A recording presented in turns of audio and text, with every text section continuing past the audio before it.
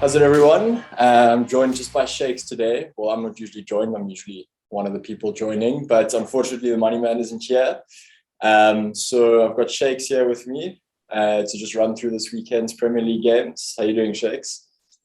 Hey man, I'm good. And how are you, Oliver? I'm good. I'm strong, like especially strong after last night's Liverpool victory.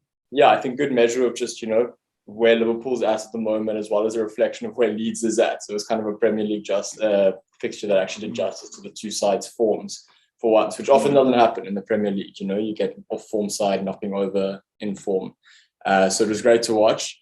But we got places to be, so we're just going to run through this weekend pretty quickly. Tomorrow the games kick off. So Southampton and Norwich. Norwich been fairly weak recently. I mean, been fairly weak the whole season. Southampton Eh, actually have not been too bad. I think Southampton are, yeah, two draws, two wins, one losses. So pretty indifferent from the last five games. And, one of those draws was against Man City, another one against United. So what are your feelings? Southampton host Norwich? Yeah, no, I mean, this is going to be a good game. I think it's going to be a very open game as well. I think Southampton has looked a very different team, the way that they've performed against United, against Spurs, and even when recently they held Manchester City as well. I think Ralph Hasenhuttl is really starting to get the flowers he sort of deserves because I really think he is a good manager. Norwich on that, and of course, they've faltered recently, but they've played some really tough teams. I think Liverpool, when you play Liverpool and you play City, is a little bit tough. But before that, their run was actually pretty decent. So, but if I was to sort of pick a winner, I just think Southampton have got something about them, eh? I don't know. I don't know if you feel the same way, but I mean, I'd go with the 2-1 Southampton. I think both teams will score, but I think Southampton for me are the winners for this one. Yeah, I think, the bookies have them as easy favourites here, and justifiably so. I'm also saying 2-1. I think they could definitely lead to a goal, but fairly comfortable win at home still. Which brings us on to Leeds and Spurs, which is an interesting game because Leeds have been, pretty terrible. But then you've got Spurs who, I don't know, you're an Arsenal supporter, but potentially the most frustrating team to support must be Spurs. I mean, they go and beat City 97th minute and then go and lose to Burnley last night. So where does that leave them against the Leeds that has just been drubbed 6-0 by Liverpool? Yeah, no, you're definitely right. It's two teams that are, that's the thing with Leeds. I think you even know yourself, Oliver, that any Leeds team can sort of turn up on the day. You sort of look at, they're just so open, I guess, but they came back from 2-0 down against Manchester United, but against Liverpool, of course, that's in different planets. Liverpool really put the sword on them as well. So, but they face a Spurs side that's pretty fragile as well. I don't know if you actually got to see this, but did you see Antonio Conte's post-match interview after the Burnley game? Yeah, where he said, "Look, I came to fix the club, and if the problem's the coach, I'm happy to leave." I mean, he was technically resigning or maybe handing in a resignation or at least having to put down an ultimatum in terms of the squad. And he was talking about the fact that coaches change, but players don't change and the results stay the same. And I thought he was really being bold and emotional as well. But Spurs as well, like you said, it's so Spursy to have a world-class performance against City and then lose 1-0 to Burnley. Yeah, Now Leeds come into town, and I think they will beat Leeds because of they're so open, but I still don't trust Spurs. But I yeah. will give them a 3-1 victory against Leeds. I think I'm gonna go 2-1. Just like and actually a less enjoyable game than one would expect, between the two sides. Um, Agreed. Brighton, Aston Villa. So I mean, Aston Villa only one win from the last five, despite all the noise about Stevie G. I think at the moment his name's kind of carrying this side's image in people's heads more than their results are. Um, Brighton, what's Brighton? What have they been like? I mean, yeah, two draws, two Yeah, losses, one win. So not, you know, yeah. not Both fantastic. teams one win. Yeah, yeah, both teams only one win in the last five. Eh? yeah. So look, I mean, Brighton are hosting them, so they do have the home ground advantage. But Brighton also come off the back of being beaten 3-0 by Burnley. So I don't know. I think for me, I've been saying it for the last 2 weeks. I've been wrong, but I feel like Aston Villa are due a win, and I see them traveling to Brighton. I think they have the better squad. and winning a scrappy 1-0 game.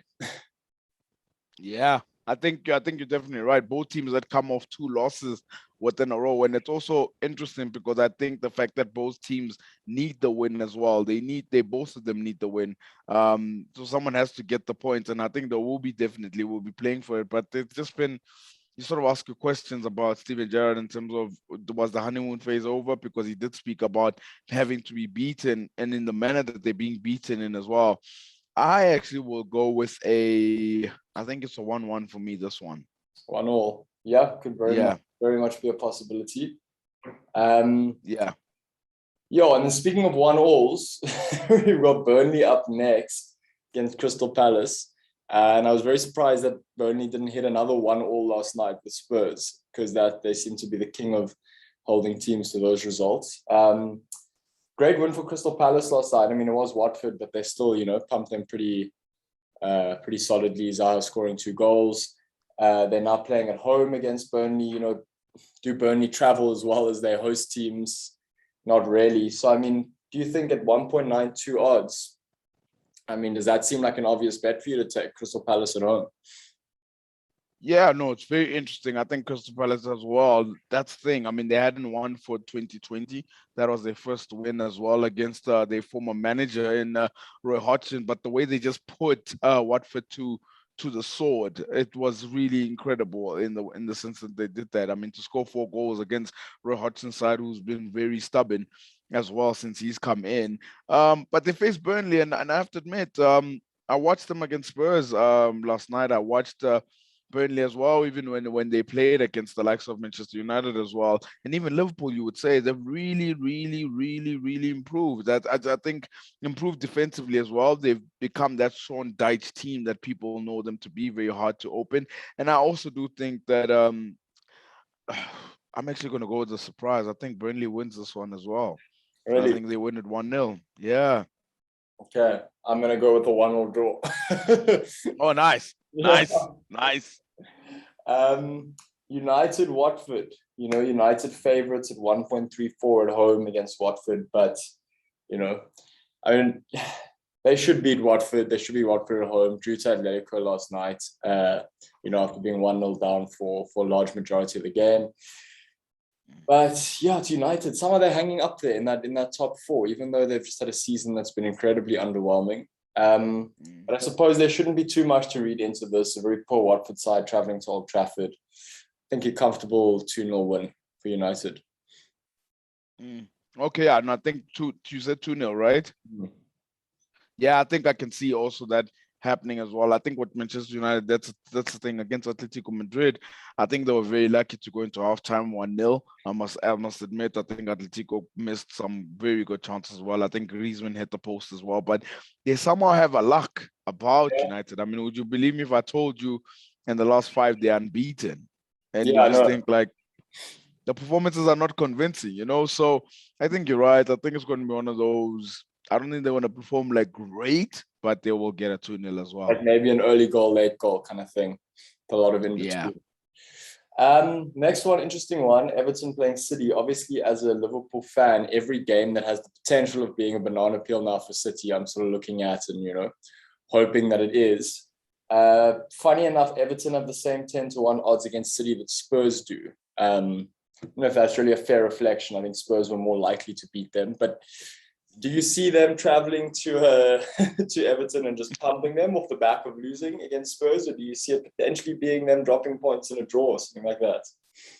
Yeah, it's kind of crazy that you mentioned that, because I remember the Spurs odds were kind of like insane, and you could have made like 10 times your money back. I did. So I don't know if you saw that. Did you actually place that bet? Yeah, I put down 200. I got a 200 Rand free bet from Bedway. So I put that down during our show, and then I got back 1,800 Rand. Oh man, you're amazing, man. Well done. Thank you. That's it. I wish I was as brave, but listen, I think Everton go back to reality. I think the last thing you want to be is the team that faces Man City after they've lost the game, because that's what Man City usually do. They lose a game and then they go on the next 12 or 15 games where they just blitzing teams for days. And especially when you just come right after the defeat, I think City wins this one 4-0. nil. Sure, good call. Okay, yeah, I think I'm going to soften that one a little bit. I think 2-0. As much as I would love them to go over there and draw. But yeah, I mean, there's a reason that Everton sit where they do on the log and City sit where they do. So easy win for City for me. I'm going to say 2-0. Okay. Right, West Ham Wolves. West Ham fairly heavily favored. Yeah, I mean, still 2-1, but Wolves it's like close to 4-1. I understand they're traveling, but no significant injuries to the Wolves side. You know, I think 2 guys questionable, but likely to play. And Wolves have been fantastic. You know, I think they've I mean, Wolves have lost only 1 of their last 5 games. You know, they've put in some impressive wins. To West Ham, I mean, West Ham haven't been bad, but they haven't been close to Wolves' form. So, what are your thoughts there? Yeah, very interesting game as well. I think with also West Ham, I think they're starting to become. I think the reality is starting to hit for them as well. I think the last 2 games, the draw, and you would say probably they didn't play as well as they would have liked as well. And I don't think there's a lot of people that probably backed them to sort of finish 4th as well. I think eventually the wheels were going to come off. Wolves, on the other hand, very impressive. I'm fearful of the side a little bit. I mean, they play against Arsenal tonight, and I still feel like Arsenal's going to drop points because even though Arsenal beat them away, they're just a very good side. They're very resilient as well. I don't know if you know this. They actually the second team that's conceded the least goals this season. That's incredible. The only problem that they really have is goal scoring. That's the only problem for them. But for them, it's a thing of if nobody scores, then so be it. We don't lose the game. And they go to West Ham, and I just think even with West Ham's form a little bit, I think Wolves will get a surprise win. I can't believe I'm going for away wins, man. I think Wolves win 2-1 away here. Yeah, no, I got to agree with you. I think this is Wolves' game, and I'm going to go 2-1 as well, which awesome takes us through. No, I think that's the last one of the end, and then a couple of days later we get straight back into the next. There's one game left though. Which one? The Carabao Cup, Oliver. Carabao Cup. Yes, the Carabao Cup this weekend's the final. It's Liverpool going up against Chelsea, so it's the first domestic trophy within England to win the season while outside of the Community Shield. How do you see that actually going, man? You know where I stand on this. No, look, Chelsea, very good playoff and knockout side, and I think you also got to look at the one risk is. I'd love to say Liverpool and on their form, I think you can say Liverpool as good as Chelsea's been. You wouldn't be wrong to say Liverpool come out and win based on their form, but they fielded a very strong side against Leeds, put them away on the Wednesday night. Then they're playing again. They're playing again next week, 5th of March. So it's like, at some stage, are they going to be resting guys, bearing in mind that they need to win every single one of their next Premier League games because the title race very much is on now, separated by 3 points, City and Liverpool. So, yeah, I don't know. But the feeling I get is that they're not gonna put out a weakened side. I think they're going to maybe just try roll with the punches when they play. Who do they have on the 5th? They play West Ham on the 5th. They don't have an easy schedule coming up, But I see Liverpool still putting out a strong side for this weekend. And yeah, I'm gonna go 2-2 draw that gets 1 in penalties. Ooh, nice. Okay, that's not too bad. Yeah, it's going to be very interesting. I think Liverpool are favorites for me, and I think they're favorites in a very big way. Strangely enough, I can't believe I would have been saying this one day. I actually think Liverpool have better odds of winning if Lukaku starts for Chelsea. I honestly believe that they look a much better. Yeah, they look a much better side when he's not playing. I think if you watch them against Lille, they were just so much better. They created so many chances within the first 10 minutes already. Havertz touched the ball a lot more than what Lukaku did as well, but that's also because of movement, and maybe you find Lukaku's your traditional number 9. I think Liverpool win it. And I think Liverpool 2-1 to Liverpool. Yeah, I think you guys are capable. Well, I hope you're right. Yeah, and Diaz has been good as well. So I see a lot of good things about you guys. Yeah, I see a lot of good things about you guys. But Shakes, I won't keep you for too long. Thanks for just taking the time to chat through this weekend's games. Then we can do a proper debrief next week. Stuck into this last leg of the Premier League. Awesome stuff, man. Look, good luck with your bets. And look, if you place another bet on Everton, please let me know. Maybe I might just throw something there. Maybe if Betway gives me another 200 Rand free. It's easier to bet with money that's not yours. Oh, do that, man. Okay, cheers, Shakes. Thanks so much, man. Cheers, man.